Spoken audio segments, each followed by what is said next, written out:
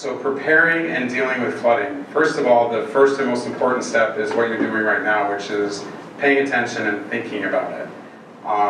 And a lot of what we're going to talk about, at least in the beginning, applies to a lot of different disasters or emergencies, which is coming up with a plan of some sort. So taking a look at your part of the community, where you live, where you work, where you travel, where you spend time, and just having some situational awareness to know what the risks are for where you spend your time, and then trying to come up with a plan to deal with that. So, for instance, there was a great picture of Ithaca Falls, and I hike there a lot. So, my risk when I'm hiking the rim trail is more of not getting too close to the edge. But my risk when I hike up to the base of the falls is knowing what the weather patterns are, knowing if there's the potential for flash flooding. In today's day and age, there is a lot of great technology to help you maintain situational awareness. There's good old-fashioned, newspaper, radio, internet. Tompkins County has a great program called TC Siren.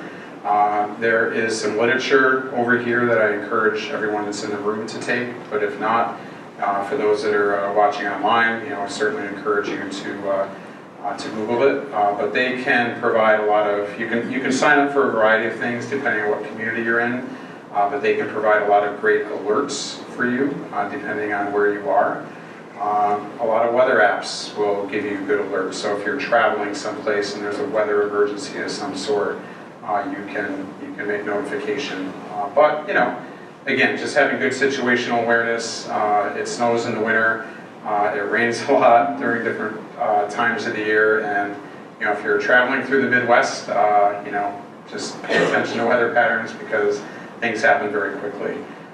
There's also some great literature, and this again was provided by the state of New York. FEMA.gov puts out some great stuff. The CDC puts out some great stuff. And I would suggest, obviously this is a really thick book. There's a lot to remember and look at. So go find a resource that you and your family find interesting and go through it. So some of the basic concepts is, situational awareness, what kind of threats do you have?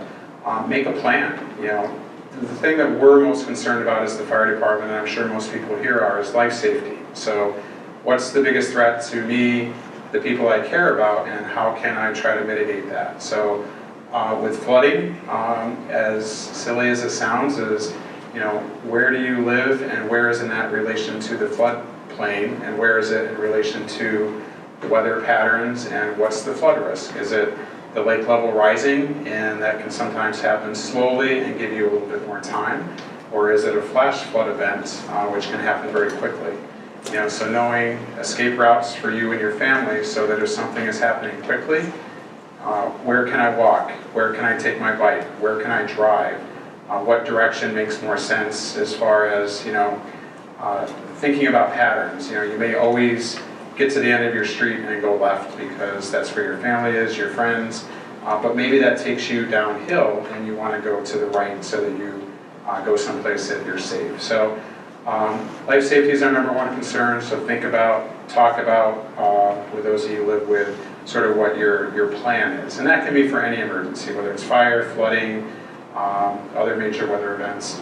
A lot of the other stuff is dealing with the immediacy of your property and your belongings. So there's a lot of great information in here about how to protect your stuff, and prioritizing your stuff. So when I say that is, there's certain documents that are important to you as far as the recovery phase of a disaster, whether they be insurance documents or birth certificates, passports, things like that. Making sure that they're someplace safe that'll survive a flooding event. Relatively inexpensive, you can purchase, and they make great holiday gifts for those that are shopping, but you can get little Sentry Safe boxes that are waterproof and fireproof. And I say that for a limited time. I mean, fire will, burn everything given enough time, but it gives your documents a pretty good chance. The internet is phenomenal. I know that I try to scan documents. I may not have my passport, but I have an image of my passport so that if I needed to get it replaced, it's going to be easier. If I need insurance information, You can put that, online. You can put it in Dropbox. You can email it to yourself, and then it just sits there in your email online. So if you need to get to that with none of your personal devices, but so be thinking about your important documents, and then think about what's important to you in your home and how you want to protect it. So what's irreplaceable? That IKEA bookshelf. I'm quite sure you can find another one online. Pictures, mementos that are important to you, things like that. Think about how can you protect those.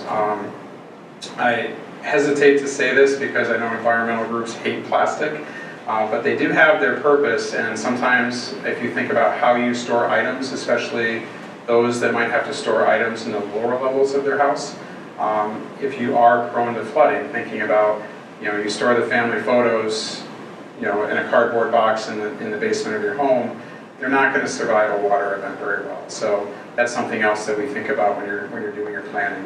Life safety, situational awareness, what belongings do you want to protect in a flood, those that are essential and those that are just important to you.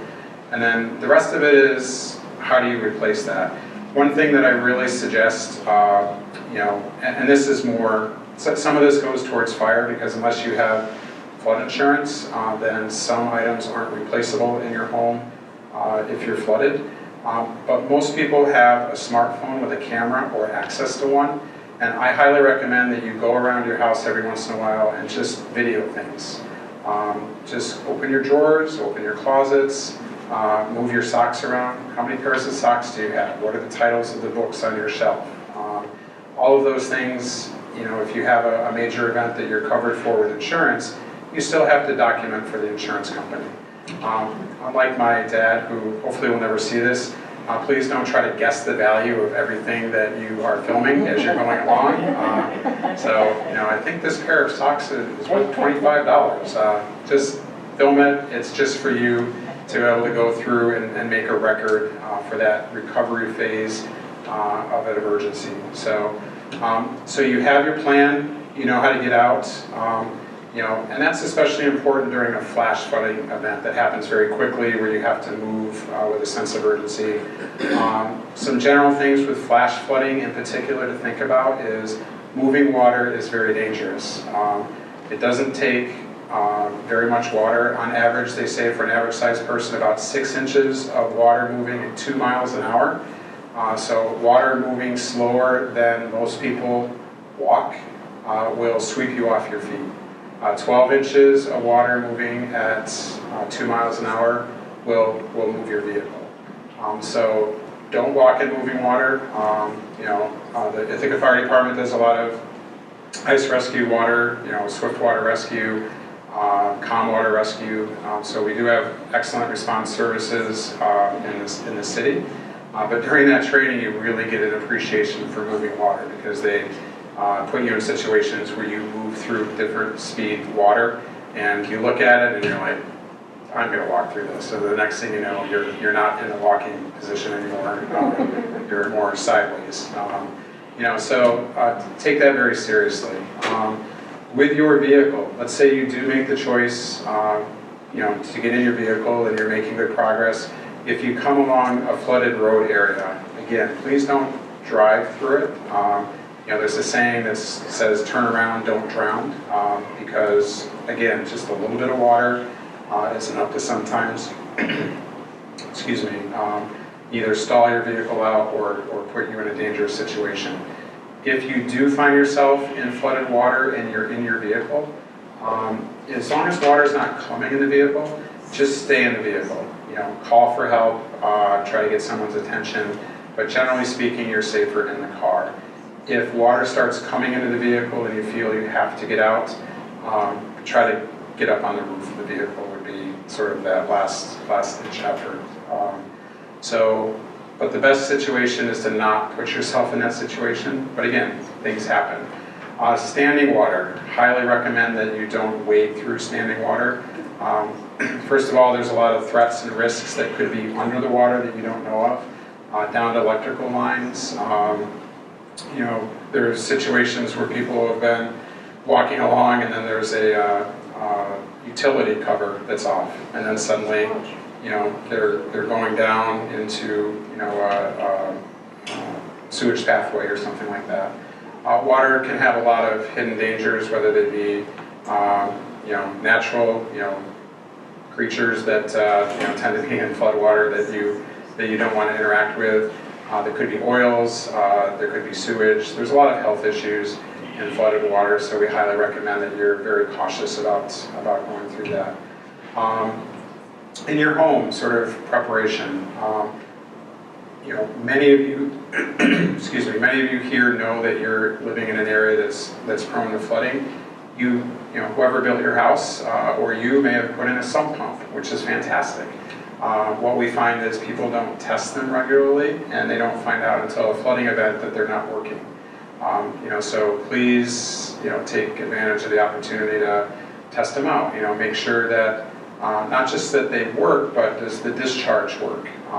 Because some people, they test their sump pump by raising the floats, it kicks on, it works, that's fantastic, but their neighbor did something on the side of the property where the discharge hose went and there's no discharge for the water to go to, so then everything just still backs up into the basement. So if you have made preparations to keep your basement dry, a lot of those things work really well during low-level flooding, and it's just a matter of testing them as you go. Big fan of smoke detectors, big fan of carbon monoxide detectors.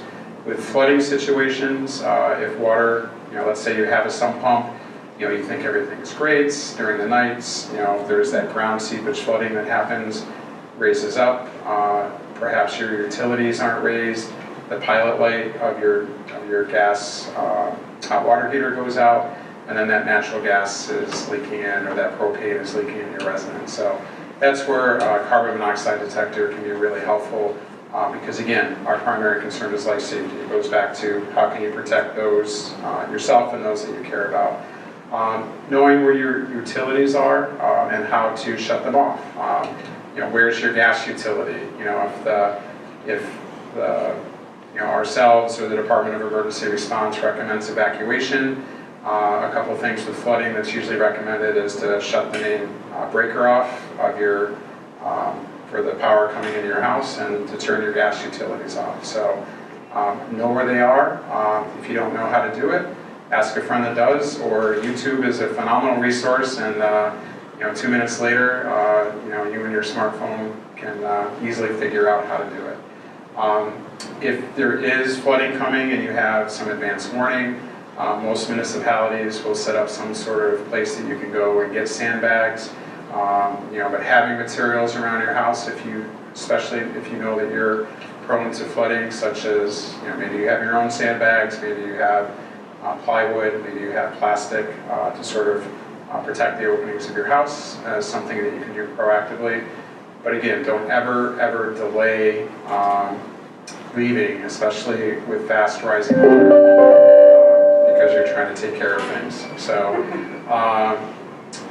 that's a little bit about protecting yourself, a little bit about protecting your documents, how to prep your house a little bit, things to think about when you're getting away with flooding events, and then the last part of that is eventually you will be able to go back to your home. At that point, you've got time to make sure that you've refreshed your memory on this, but educate yourself before you do it. Not going into a lot of details, but the conditions of your house is going to change. It's going to be very emotional, but there's also a lot of safety issues that are involved, and the county, the city will have a lot of good information out there, a lot of support agencies to help give you guidance on how to go about that and do that safely.